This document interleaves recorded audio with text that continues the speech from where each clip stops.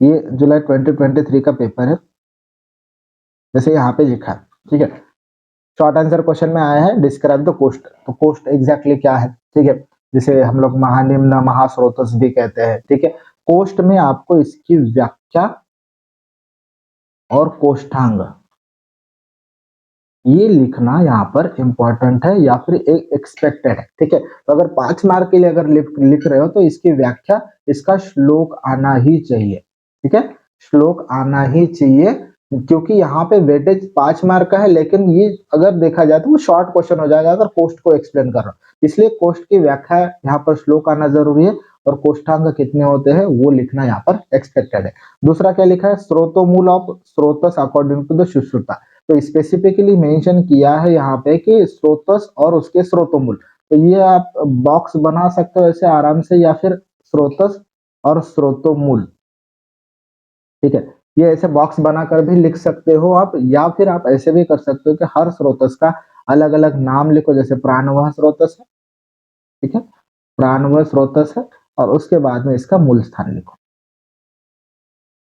ठीक है। आप ऐसे भी कर सकते हो या फिर इसको बॉक्स में भी लिख सकते हो, लेकिन स्पेसिफिकली इन्होंने सिर्फ सुश्रुत का पूछा है तो आपको सुश्रुत का ही लिखना है, अन्य आचार्यों का यहाँ पर लिखना जरूरी नहीं है, ठीक है। इसलिए आप ज्यादा से ज्यादा क्या कर सकते हो, स्रोतस की एक डेफिनेशन यहाँ पर ऐड कर सकते हो एज ए इंट्रोडक्शन बेसिस या फिर परिचय के बेसिस पे, ठीक है। नहीं तो डायरेक्टली आप स्रोतोमूल और स्रोतस के नाम लिखना यहाँ पर स्टार्ट कर सकते हो, ठीक है। उसके बाद में यहाँ पर फुफ्फुस का वर्णन लिखा है, फुफ्फुस इकाई यानी कि पल्मोनरी यूनिट का यहाँ पर एक्सप्लेनेशन लिखने के लिए बोला, तो सिंपल है, आपको जैसे है पल्मोनरी यूनिट जैसे मैंने सिखाया सेम उसी तरह से आप लिख सकते हो, ठीक है।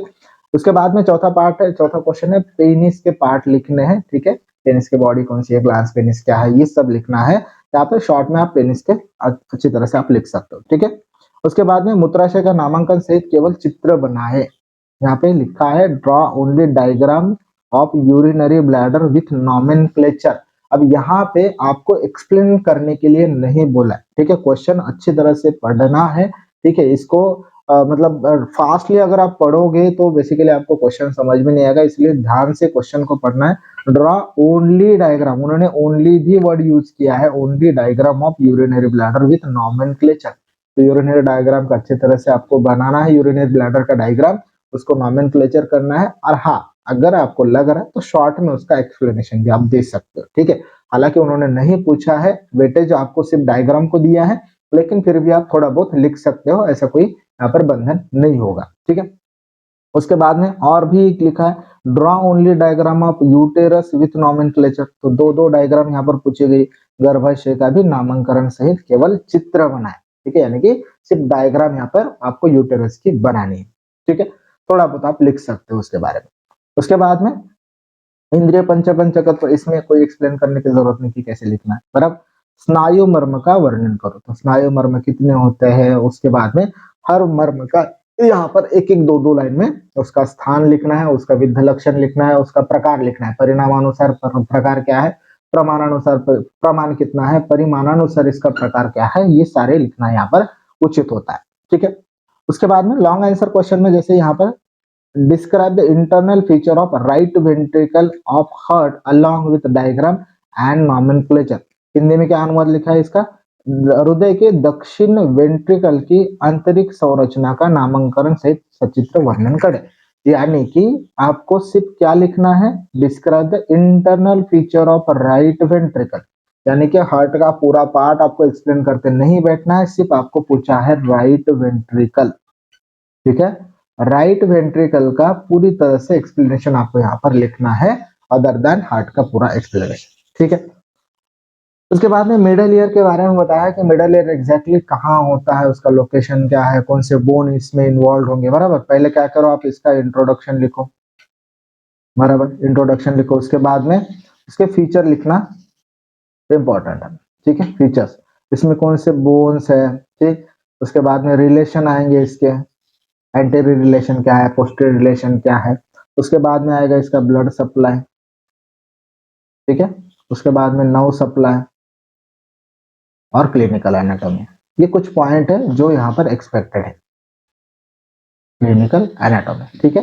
इंट्रोडक्शन, फीचर्स उसके क्या है, उसके बाद में उसके रिलेशंस क्या है, बोन कौन सा फीचर, तो बोन्स और फीचर में ही आएंगे। उसके बाद में इसके जो ब्लड सप्लाई है, नर्व सप्लाई है, उसके बाद में उसका फंक्शन है, और उसके बाद में उसके यहाँ पर क्लिनिकल एनाटॉमी के क्वेश्चन आएंगे, ये आएंगे, पॉइंट्स आएंगे, ठीक है। उसके बाद में डिस्क्राइब द कालांतर प्राणहर मर्म। अब जैसे कोई शॉर्ट में पूछा गया था, वो शॉर्ट आंसर क्वेश्चन 5 मार्क के लिए था, यहाँ पे आपको 10 मार्क के लिए ये क्वेश्चन पूछा है, कालांतर प्राणहर मर्म। तो कालांतर प्राणहर मर्म होते कितने, 33 होते, ठीक है। तो ये 33 मर्म को आपको अच्छी तरह से एक्सप्लेन करना है, ठीक है। कौन सा मर्म कितने नंबर का है, कौन सा उसका, जैसे मैंने यहाँ पर एक पैटर्न भी बताया था आपको कि मर्म लिखते समय आपको उसका नाम लिखना है, ठीक है, उसका प्रकार लिखना है, ठीक है, उसका प्रमाण लिखना है, उसका विद्ध लक्षण लिखना है, विद्ध लक्षण लिखना है। और अगर पॉसिबल होगा आपको तो 5वां पॉइंट आप ऐड कर सकते हो उसमें, वो है आपका स्ट्रक्चर। स्ट्रक्चर यानी कि मॉडर्न पॉइंट ऑफ व्यू से इसे कौन से पार्ट से हमारे बॉडी के इसको कोरिलेट कर सकते हो, ये लिखना यहाँ पर आपको एक्सपेक्टेड है, ठीक है। अगर ये पार्ट आप नहीं भी लिखते हो तो ये 4 जो चीजें हैं ये आनी जरूरी है। उसका नाम लिखना है, उसके प्रकार लिखने, प्रमाण लिखना है, और विद्ध लक्षण लिखना है। इसमें और एक पॉइंट ऐड हो सकता है, संख्या, ठीक है, संख्या भी आप लिख सकते हो, लिखना जरूरी है एक्चुअली, ठीक है। तो ये 5 पॉइंट आपको यहाँ पर लिखना एक्सपेक्टेड होता है अगर कोई भी मर्म का एक्सप्लेनेशन कर रहा है। तो यहाँ पे क्या लिखा है, कालांतर प्राणहर मर्म। तो कालांतर प्राणहर मर्म के जो 33 प्रकार बताए, यानी कि 33 मर्म बताए एक्चुअली, उसके पूरे नाम लिखने जरूरी है, उसका हर एक मर्म का यहाँ पर इस तरह से एक्सप्लेनेशन आना एक्सपेक्टेड होता है, ठीक है। अगर आप 33 जो नंबर्स दिया है उसमें अगर आप देखोगे तो ये कालांतर प्राणहर मर्म एग्जैक्टली आपको 10 मार्क के लिए अच्छी तरह से लिखने आ सकता है, ठीक है। उसके बाद में आएगा आपका स्टमक का पार्ट। चौथा क्वेश्चन क्या है आपका, stomach along with the diagram. तो यहाँ पे कोई स्पेसिफिक पार्ट नहीं दिया है, यहाँ पे पूरा स्टमक आपको विद डायग्राम एक्सप्लेन करना है, ठीक है। तो स्टमक को एक्सप्लेन करते समय आप क्या लिखोगे, पहले तो इसका इंट्रोडक्शन आएगा, ठीक है। स्टमक हमारा डाइजेस्टिव सिस्टम का एक रिजर्वायर बैग करके काम करता है ना। ये स्टमक का पार्ट है, एग्जैक्टली लोकेटेड कहाँ होता है, ठीक है, इसका लोकेशन आएगा। फिर आएगा उसका शेप, ठीक है। शेप के बाद इसका वेट से ज्यादा इसकी कैपेसिटी इंपॉर्टेंट है, ठीक है, कैपेसिटी। और ये कैपेसिटी जैसे बर्थ यानी कि न्यूबॉर्न में कितनी होती है, एडल्ट में कितनी होती है, ये लिखना यहाँ पर एक्सपेक्टेड होता है, कैपेसिटी। उसके बाद में आएंगे इसके external features. External features, external features में उसके जो 2 कर्वेचर बताया है, ठीक है, लेसर कर्वेचर, ग्रेटर कर्वेचर, उसके 2 ओपनिंग है, अपर ओपनिंग है, लोअर ओपनिंग है, पाइलोरिक ओपनिंग है, कार्डियक ओपनिंग है। ये 2 यहाँ पर एक्सपेक्टेड है, यहाँ पर लिखना एक्सटर्नल फीचर्स में। उसके बाद में इसके पार्ट्स आएंगे जो कि सबसे इंपॉर्टेंट होते हैं। पार्ट्स 4 पार्ट्स होते हैं स्टमक के, मैंने ऑलरेडी सिखाया है स्टमक, ठीक है। स्टमक के 4 पार्ट्स कौन से, बॉडी है, फंडस है, पाइलोरिक एंट्रम है, और पाइलोरिक कैनाल है, पाइलोरिक कैनाल है। ये 4 पार्ट को अच्छी तरह से एक्सप्लेन करना यहाँ पर एक्सपेक्ट होगा, ठीक है। ये 4 पार्ट्स को एक्सप्लेन करना एक्सपेक्ट होगा। इसके अलावा एक और इंपॉर्टेंट पॉइंट होता है स्टमक में, स्टमक बेड, ठीक है, स्टमक बेड। ये पॉइंट को भी अच्छा खासा वेटेज यहाँ पर आने वाला है, ठीक है। तो इसलिए स्टमक बेड का यहाँ पर लिखना जरूरी है। उसके बाद में आप लिखोगे ब्लड सप्लाई, नर्व सप्लाई, और क्लिनिकल एनाटॉमी, क्लिनिकल एनाटॉमी, ठीक है। तो अगर आप कोई भी यहाँ पर स्टमक का पार्ट लिख रहे हो तो बेसिकली ये पॉइंट आने जरूरी है। जैसे उसका लोकेशन क्या है, एपिगैस्ट्रिक, अम्बिलिकल और लेफ्ट हाइपोकॉन्ड्रिक रीजन में आता है। शेप क्या है, जे शेप का होता है। कैपेसिटी कितनी होती है, जैसे बर्थ में लिखनी है, उसके बाद में एडल्ट में लिखनी है। उसके बाद में एक्सटर्नल फीचर में जैसे मैंने बताया इसके 2 ऑरिफाइसिस होंगे और 2 कर्वेचर होंगे, लेसर और ग्रेटर कर्वेचर को लिखना है। उसके बाद में इसका सबसे इंपॉर्टेंट वाला पार्ट है ये बॉडी, फंडस, पाइलोरिक एंट्रम और पाइलोरिक कैनाल को एक्सप्लेन करना जरूरी है। उसके बाद में स्टमक बेड लिखना भी इंपॉर्टेंट पॉइंट होता है, ठीक है। उसके बाद में ब्लड सप्लाई लिखो, नर्व सप्लाई लिखो, और 2-3 पॉइंट इसके क्लिनिकल एनाटॉमी के लिखो, तो आपको अच्छी तरह से अच्छा मार्क्स या फिर स्कोर अच्छा आएगा, ठीक है। तो ये हमारा फर्स्ट और सेकंड पेपर का यहाँ पर एक्सप्लेनेशन होगा जो रचना शारीर का है, एनाटॉमी का, ठीक है। अब इसमें बहुत सारे स्टूडेंट का एक क्वेश्चन होता है कि सर हमें टाइम कैसे मैनेज करना है, ठीक है। दूसरा एक क्वेश्चन ऐसे आता है कि हमें एग्जैक्टली पहले कौन से क्वेश्चन सॉल्व करने, एसए क्यू सॉल्व करने, एलए क्यू सॉल्व करने। अगर आप प्रायर एग्जामिनेशन अच्छी तरह से प्रैक्टिस कर चुके हो या फिर कर रहे हो, क्योंकि आपका एग्जाम अगले मंथ से है, तो अगर आप यहाँ पर प्रैक्टिस कर रहे हो तो आपको एक तो अंदाज आता होगा कि यार मैं 15 ये 10 मार्क का क्वेश्चन है, मैं कितने समय में लिख रहा हूँ, है ना। आप थोड़ा सा लिखने की भी प्रैक्टिस करो, क्योंकि आपको समय मैनेजमेंट यानी कि टाइम मैनेजमेंट भी सबसे इंपॉर्टेंट पार्ट होता है। कभी कभी क्या होगा कि अगर किसी किसी का एक स्टाइल होता है कि यार मैं पहले एलएक्यू लिख देता हूँ, ठीक है। एलएक्यू लिखना जरूरी इसलिए भी है क्योंकि इसमें वेटेज ज्यादा है, क्वेश्चन कम है, लिखना ज्यादा होता है, बराबर। इसलिए एलएक्यू अगर आप स्टार्ट में लिखते हो, शुरुआत में लिखते हो, तो बहुत अच्छी बात है। एसएक्यू को भी हम लोग यहाँ पर कोई दूजा भाव नहीं देने वाले, एसएक्यू भी इंपॉर्टेंट ही है, लेकिन एसएक्यू कैसा है, शॉर्ट आंसर क्वेश्चन होता है, उसमें से अगर एक क्वेश्चन भी छूट जाए तो आप सिर्फ 5 मार्क छोड़ रहे हो, है ना।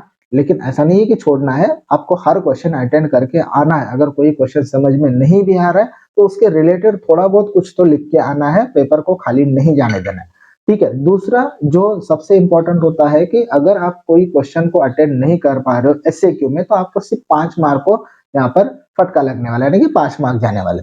लेकिन अगर आप कोई एलएक्यू छोड़ देते हो गलती से टाइम की वजह से, तो आपको डायरेक्टली 10 मार्क का झटका लगता है। तो इसलिए हमेशा एक चीज कोशिश करो कि अगर आप टाइम मैनेज कर रहे हो बराबर, तो आप ऐसे क्यों पहले स्टार्ट करो, या फिर मेरा कहने एक ही है, या फिर मेरा मतलब समझाने का तरीका वही है कि अगर आप टाइम मैनेजमेंट कर रहे हो तो अच्छी तरह से आप ऐसे क्यों भी पहले लिख सकते हो। अगर नहीं हो रहा है टाइम मैनेज, तो पहले आप कोशिश करो कि एल क्यू खत्म कर दो, ठीक है, क्योंकि इसका वेटेज अच्छा है, क्वेश्चन कम होते लेकिन लिखना ज्यादा होता है, ठीक है। इसलिए पहले आप एल क्यू स्टार्ट कर सकते हो और ऐसे क्यू बाद में अटेंड कर सकते हो। लिखते समय एक चीज हमेशा याद रखना, अगर आप कोई भी क्वेश्चन लिख रहे हो, डायरेक्टली आंसर पे जंप नहीं करना है, क्वेश्चन का नाम या फिर उसका नंबर लिखना है, ठीक है। जैसे अभी यहाँ पे लिखा है कि ये एलएक्यू वाला यानी कि दीर्घोत्तरी प्रश्न वाला चीज है, और इसमें चौथा क्वेश्चन है स्टमक का, तो यहाँ पे आप लिखो स्टमक अलोंग विथ डायग्राम,